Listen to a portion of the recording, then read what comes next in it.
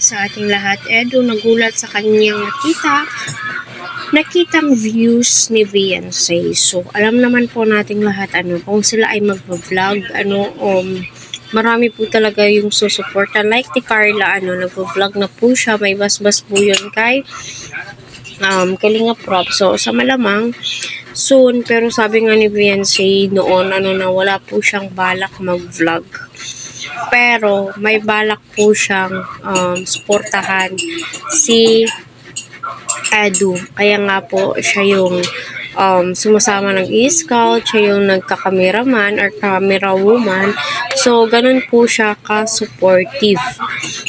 So, ayan, patuloy po natin suportahan si Kalinga Prab, People at ang buong team.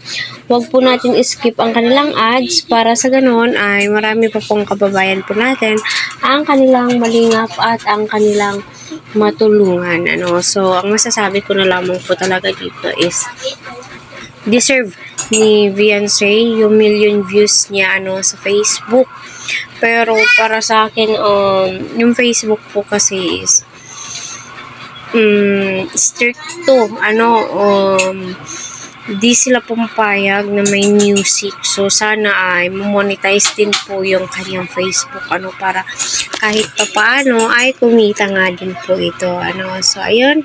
Shoutout po.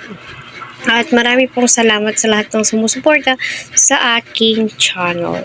So, kahit sino naman po talaga ay matutuwa. Kasi nga po, si Beyonce is active lamang po siya sa kanyang TikTok account. Hindi po siya gaanong active sa Facebook. Although active naman po siya. Pero, doon po sa kanyang mga shared post po siya nagiging active, 'di ba?